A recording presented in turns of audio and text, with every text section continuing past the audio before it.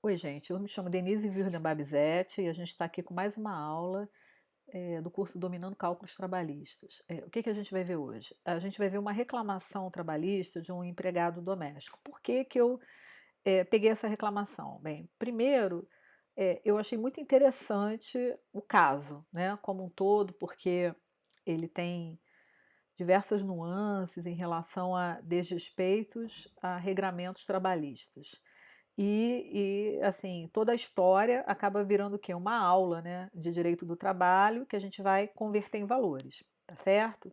Então vamos lá, vamos aqui para o nosso material. Bem, deixa eu pegar aqui é, a reclamação dela, que a gente está abrindo.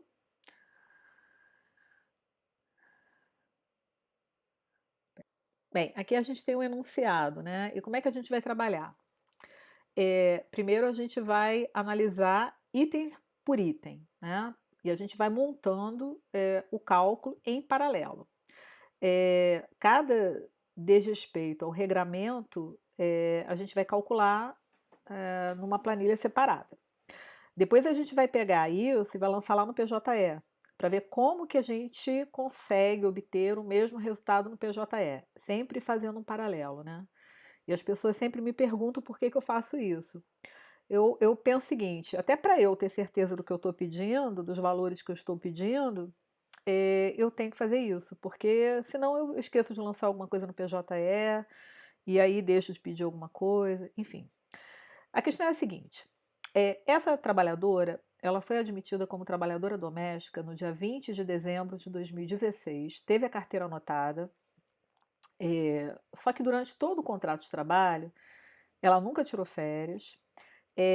Pelo que nos parece, não há fundo de garantia recolhido, né? Isso é uma coisa que essa informação ainda não foi confirmada, mas ela recebia salário e, além do salário que ela recebia, o 13º no final do ano. Durante todo o pacto laboral, o salário dela estabelecido foi o de R$ 1.100. Né? Desde que ela foi admitida até o último dia que ela trabalhou, nunca houve um reajuste salarial. E aí a gente já começa a esbarrar num problema. Por quê? Aqui no estado do Rio de Janeiro, nós temos os pisos estaduais. E a trabalhadora doméstica, essa espécie de trabalhador doméstico, pelo que me colocaram, é uma pessoa que lava, passa, faz comida, enfim, faz tudo, né, dentro da casa, ela fica naquela primeira faixa do trabalho doméstico. Então, a primeira questão que a gente vai ter que observar aqui é essa aqui: diferenças de salário, né? E aí eu fiz uma planilhazinha aqui, para a gente ver. Como ela trabalhou de 2016 até 2020, eu peguei essa planilha e coloquei o seguinte: o que foi pago para ela e o que seria devido. Eu não coloquei aqui dezembro de 2016, porque dezembro de 2016, quando ela foi admitida, a gente não teve nenhum desrespeito à regra, porque nessa época o piso da doméstica ele estava inclusive superior, né? Eu fiz uma lista aqui de pisos salariais, então se vocês observarem, eu acho que eu botei nessa linha aqui, deixa eu ver, eu acho que foi na primeira, não foi aqui não, foi aqui. Foi aqui, ó, que eu coloquei. A partir de 2017, ao não reajustarem o salário dela, eles começaram a criar um passivo trabalhista. Porque eles pagavam 1.100 durante o ano todo, né, de 2016. Quer dizer, na verdade, no primeiro mês que ela foi admitida, o salário de 1.100 estaria superior ao piso da trabalhadora doméstica da época. Só que em janeiro de 2017, no mês imediatamente posterior à admissão dela, houve um reajuste do piso estadual que não foi observado pelo empregador. Então, o que acontece? A gente entra aqui nessas diferenças salariais, né? E aí é muito simples, né? Assim, no Excel, né, você vai abrir a planilha, você vai colocar aqui o ano, eu trabalho dessa forma, né? Você vai colocar aqui o ano, o mês, eu sempre faço assim, o que foi pago, o salário que seria devido para ela e a diferença que seria devida, né? Então, ela recebeu isso aqui e deveria ter recebido isso aqui. Logo, nós temos uma diferença nesse pequeno valor. E esse pequeno valor, só para vocês terem uma ideia, o que eu fiz? Eu lancei aqui os 13º, tá certo?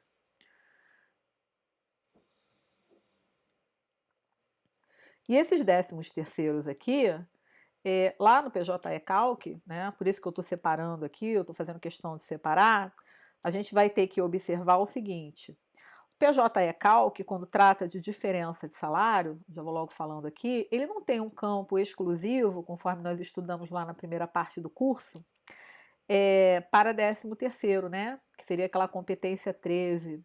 Não sei se vocês lembram, né, que eu falei isso. E aí, o que vai acontecer?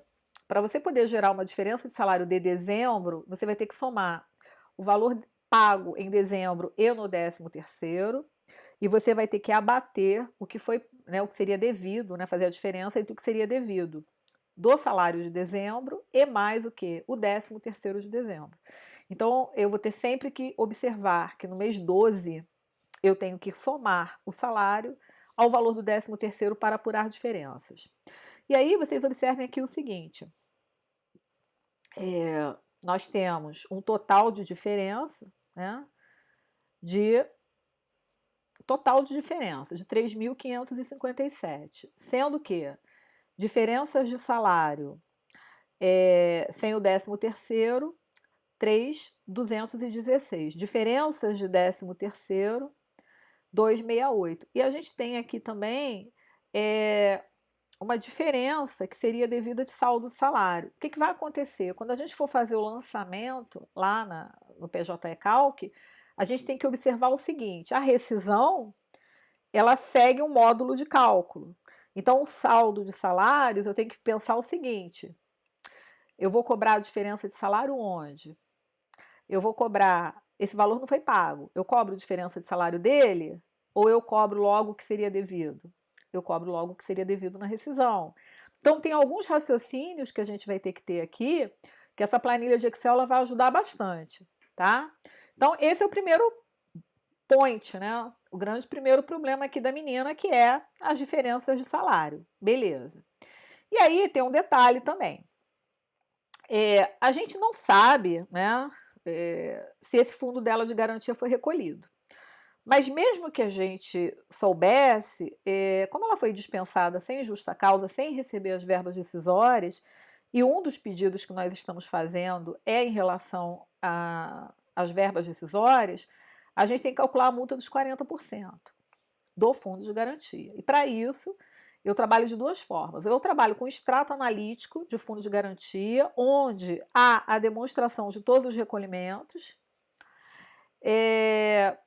ou eu faço uma simulação desses valores. Então, o que nós temos aqui? Eu, pelo que eu vi, né, pelo caso concreto, essa pessoa não teve o fundo dela de garantia recolhido. Então, se ela recebeu ao longo do período trabalhado o salário, pelo menos sobre o que foi, né, pago, o empregador teria que recolher, tá certo? Então, eu peguei aqui todo o período trabalhado, considerei, exceto o mês da rescisão, né? Vocês estão observando ali, eu fui até dezembro de 2019 e considerei o pagamento do 10º de 2019, e sobre esses valores deveria ter ocorrido o recolhimento de fundo de garantia. Então, minimamente, né, tirando aquela atualização ínfima do fundo, ela teria que ter lá 3.467,20. Então, fizemos aqui uma simulação do que ela deveria ter tido de recolhimento de fundo de garantia.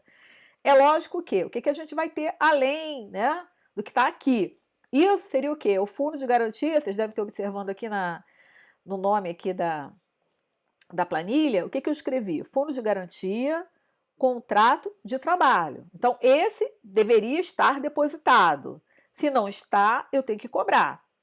Mesmo que esteja, eu tenho que considerar esse valor no cálculo dos 40% do fundo de garantia. Então, eu tenho que individualizar ele, eu tenho que saber que valor é esse. Muito bem.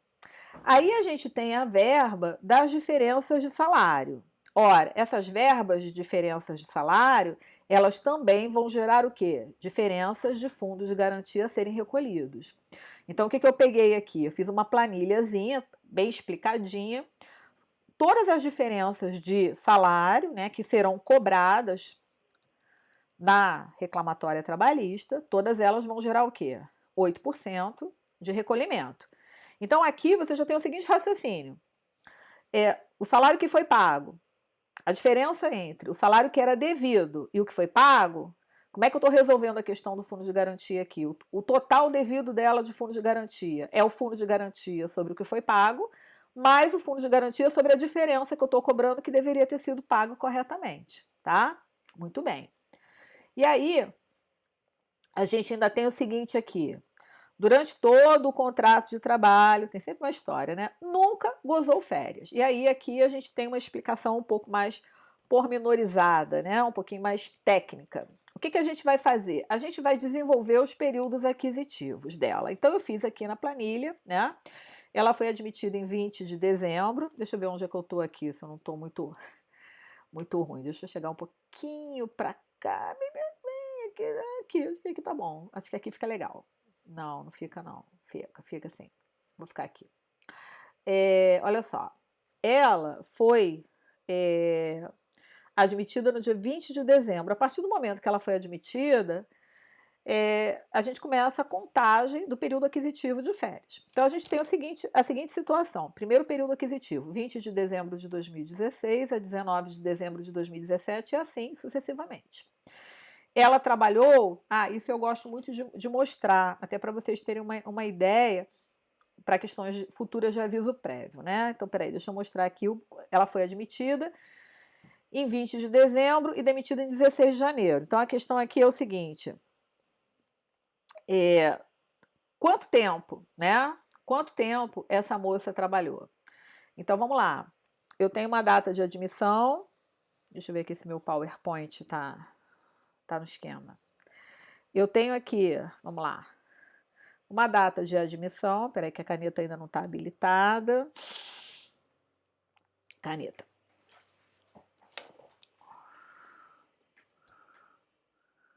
Tem que ser o contrário. Para a mesa poder... Aqui. Data de admissão, ADM. Opa, vamos lá. Tá fora, né? É porque às vezes a gente coloca isso aqui, ó.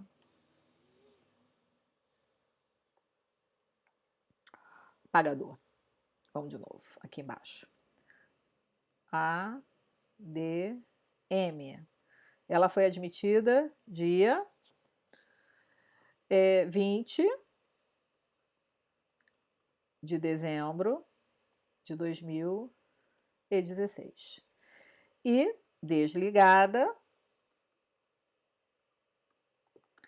16 de janeiro de 2020. Quando chega um caso desse aqui, para eu fazer o cálculo, o que eu faço? Eu preciso saber quanto tempo essa pessoa tem de trabalho, porque isso me facilita muito na hora de fazer o lançamento de planilha. Então, o que eu faço? Eu subtraio, tá, a data da demissão, 16 de janeiro de 2020, eu tiro menos, eu faço uma continha, né? Menos, deixa eu botar aqui, 20 de dezembro de 2016. Faço uma conta mesmo, tá? Isso facilita muito aqui o nosso raciocínio. Então, quanto tempo de empresa de emprego, né? Melhor colocando, quanto tempo de emprego essa pessoa teria? Olha só, a primeira coisa que eu tenho que fazer aqui, ó, de 16 eu não vou poder tirar 20, de 1 não vou poder tirar 12, então eu vou ter que pegar empréstimos aqui. Então, a primeira coisa que eu tenho que entender aqui é o seguinte, como eu estou trabalhando com datas, eu tenho anos aqui, cada ano tem 12 meses. Então, eu vou tirar 12 meses daqui, vou tirar 12 meses. Então, de 2020, eu vou ter 2019, eu vou tirar um ano daqui. Quando vem para cá, ele vem como 12 meses, porque eu estou na coluna dos meses. Só que eu vou precisar de empréstimo também para lá, então eu vou jogar 11 meses aqui, olha que legal, e vou lançar 30 dias aqui. 19 menos 16, 3, beleza, teve 3 anos completos de trabalho. Emprestei 11 para cá, mais um 12, 12 menos 12, nada, nenhum mês. E aqui eu tenho 46 menos 20, eu tenho 26. Então, o que ela teve? Ela teve 3 anos e um mês. Essa informação é super importante para a gente, por quê? Porque eu já sei o período que ela trabalhou mais de 3 anos, e isso vai envolver a questão do cálculo do número de dias de aviso prévio indenizado e provavelmente a projeção do aviso prévio. E na hora de eu considerar as férias, eu tenho que considerar o seguinte: se ela tem 3 anos na empresa, no emprego, se ela ficou 3 anos trabalhando para o empregador dela, ela teria pelo menos 3 férias. Nunca gozou férias. E aí a gente vai entrar naqueles ensinamentos do que é férias em dobro, né? Do que são férias vencidas, aquela coisa toda. Por isso que eu estou mostrando aqui para vocês. Então vamos lá. Vamos aqui agora. Cadê meu Excel? Tá aqui. Deixa eu só inverter aqui. Vou pegar essa apresentação do PowerPoint aqui. E vou tirar da tela. Peraí. Bem, então vamos lá. Olha só. Então, olha só o que eu marquei para vocês. Eu tenho aqui primeiro período, segundo período, terceiro período, né? Primeiro período. Vou jogar para cá. Primeiro período.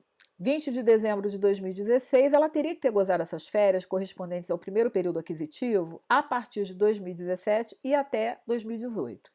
Como é que funciona o lance do período aquisitivo e período concessivo? Isso para quem teve preguiça de olhar lá os módulos, né? Que eu expliquei exatamente como é que isso se desenvolvia na parte de fundamentos gerais. Eu trabalho 12 meses e a empresa tem, o empregador tem até 12 meses para me conceder aquele direito. Não concedeu? E aí as férias, né? Agora no momento rescisório, não pagou também, ela tem direito de cobrar e tem direito de cobrar esse valor em dobro. Então eu vou ter férias indenizadas, porque não foram gozadas, integrais, porque o período aquisitivo foi completado, porque ela trabalhou 12 meses de forma consecutiva, e em dobro, porque não foram concedidas tempestivamente, dentro do correspondente concessivo. Isso aconteceu com 2 períodos de férias dela, né? O período de 2016 a 2017, 2017 a 2018. O que tem de diferente no período de 2018 a 2019? Ela poderia, caso não tivesse sido demitida, ainda gozar esses períodos, sair 30 dias e ficar em casa, né? Essas férias poderiam ser concedidas até dezembro de 2020. Ela foi demitida quando? Em janeiro de 2020. Então, quando ela foi demitida, esse período concessivo ainda não estava estourado. Isso quer dizer o seguinte: as férias são devidas, indenizadas e integrais, porque ela foi mandada embora e não gozou. São integrais porque ela chegou a trabalhar o período aquisitivo na integralidade. Então, ela tem direito a essas férias. Mas são normais porque, embora não tenham sido concedidas, ainda poderiam ser dentro do período concessivo que não chegou a ser estourado. Então, o que ela tem que cobrar, né, dessa empresa, desse empregador, na verdade? São 2 férias indenizadas integrais em dobro e uma integrais, indenizadas, mas normais, tá? E aí a gente tinha o começo, né? Chegou a ter um novo período aquisitivo início, que foi de 20 de dezembro de 2019 a 20 de dezembro de 2020. Era um período que iria existir caso ela continuasse trabalhando, o que não aconteceu. Por quê? Porque ela foi demitida aqui logo em janeiro de 2020. Então, a gente vai ter um período proporcional aqui que vai ser de 20 de dezembro de 2019 até a projeção do aviso prévio dela, que a gente já vai ver. Mas é só para vocês verem a questão de como que a gente vai pedir essas férias na reclamatória trabalhista e como é que a gente vai fazer o cálculo delas, né? Deixa eu ainda dar uma olhada aqui se tem alguma coisa nessa planilha aqui, que eu acho que eu fiz uma planilha bem grande. Ah, fiz. Quer ver? Deixa eu tirar isso aqui. Deixa eu só excluir uma linha, uma coluna aqui para ficar mais próximo. Legal. Aqui, ó. Como é que isso tá? Aqui, ó. Valor das férias dela, só para a gente dar uma olhada. Vou mostrar aqui como é que a gente calcula isso, ó, na planilha. Como é que o sistema vai ter que calcular. Ele vai ter que pegar o salário dela, e aqui eu estou calculando todas as férias dela com base no último salário, né, 1.238, se você olhar ali, aqui ó, na célula, 1.238,11 vezes 1,333333, um terço, vezes 2, porque são em dobro. Então, vocês observem que as 2 primeiras são vencidas. A outra, que é a normal, né? As 2 primeiras são em dobro. A outra, que é normal, eu calculo 1.238,11 vezes 1,3333, tá aqui. E aqui a gente tem de férias indenizadas, dobradas e simples, 8.253, só nesse pedido. E aí na rescisão, né, e por que eu separo isso? Já vou explicar quando a gente for lançar isso no PJE. Na rescisão, eu tenho aquele período de férias que se iniciou em dezembro do ano passado e vai até o limite da projeção do aviso prévio, que eu também já vou explicar como é que são esses avos, né? Acho que eu posso até explicar logo. Deixa eu dar uma olhada aqui. Deixa eu fechar esse Excel. A gente vai ter aqui o seguinte, a gente vai ter... Não, eu vou ter que mostrar a projeção do aviso. Quando eu for explicar a projeção do aviso, eu vou explicar para vocês a quantidade de avos aqui, por que são tantos avos, tá? Beleza. Ainda em relação a direitos, bem, a gente tem o quê? A gente tem as verbas rescisórias dessa pessoa, né? E aí, olha só que bacana. Agora que eu vou poder explicar para vocês. A gente tem aqui... Deixa eu melhorar minha pessoa aqui nesse curso. A gente tem aqui a admissão 20 de dezembro de 2016, desligamento, último salário. As verbas rescisórias, via de regra, a gente considera o quê? A gente considera o último salário, né? Então, por exemplo, aviso prévio é a maior remuneração, é a última remuneração da pessoa, e aqui ela tinha um salário fixo de 1.238,11, nenhum problema. E aqui, olha só, ela não tem mais de 3 anos, agora é que eu vou precisar aqui do PowerPoint, né? Vamos lá, eu vou aqui no PowerPoint para mostrar para vocês a questão desses 3 anos. Olha, ela tem mais de 3 anos, a gente considerou que ela tem 3 anos e 26 dias. Então, só para vocês lembrarem a questão do aviso, que eu também já expliquei, mas só para a gente lembrar. A pessoa, quando é demitida, ela tem o aviso de no mínimo 30 dias. E aí, para cada ano que ela trabalha, ela passa a ter um acréscimo de 3 dias. Nesse caso aqui, o que aconteceu? Olha, de 0 a 1, fazer assim para ficar fácil, 30. Mais de 1 a 2, ela teria 33.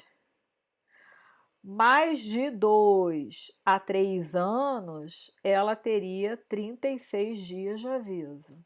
E mais de 3 anos, a 4, que não é o caso, ela tem 3 anos e 1 mês, tá certo? 26 dias, 1 mês. Ela vai ter o quê? 39 dias de aviso, tá bom? Então, foi isso aí que eu queria que vocês entendessem. Então, na hora que a gente vai... Só um pouquinho, vamos lá, peraí. Voltei.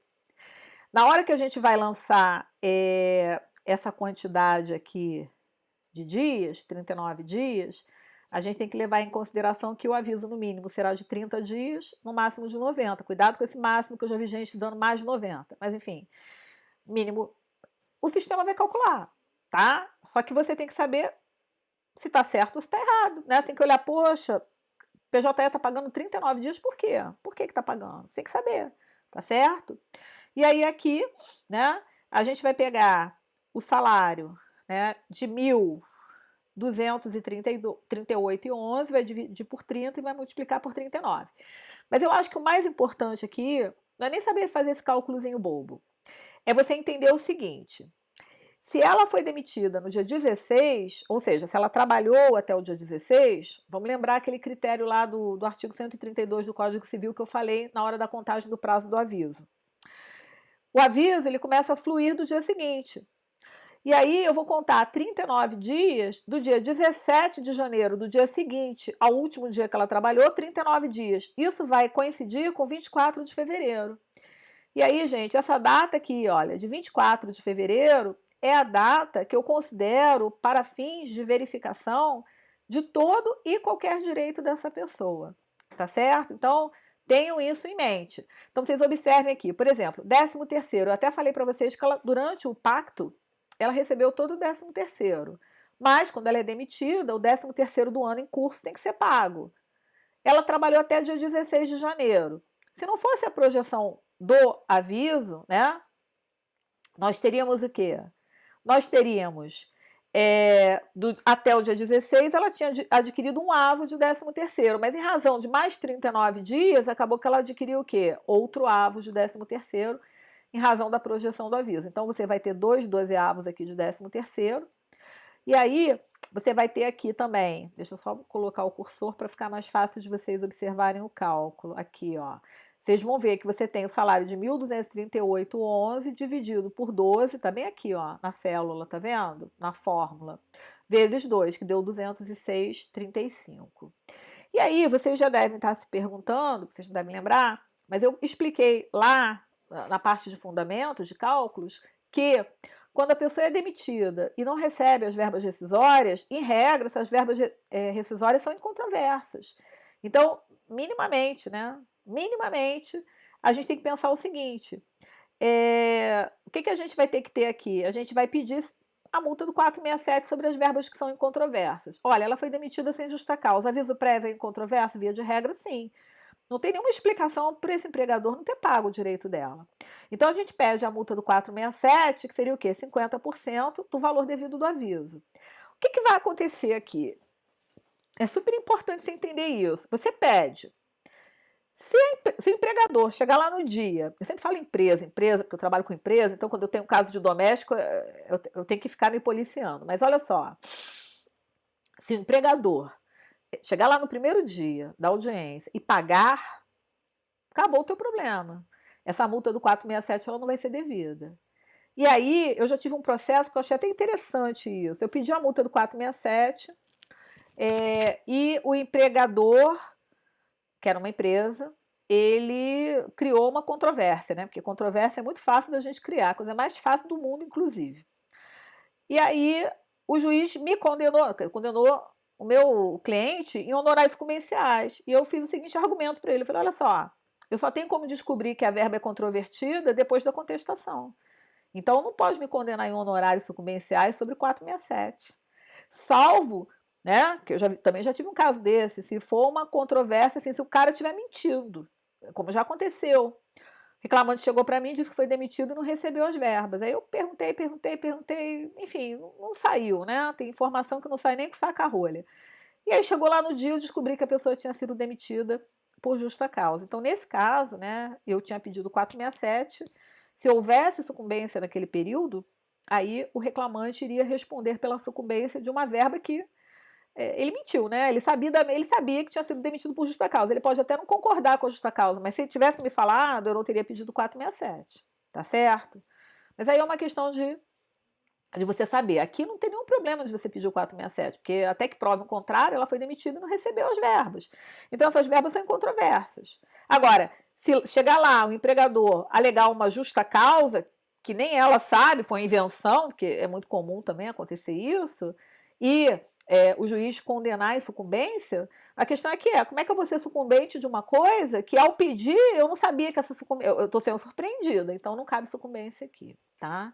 Então, aqui no 13º, a gente também pede o 467. E aqui nessas férias, olha só o que a gente vai fazer aqui. A gente vai fazer outra continha bacana daquela.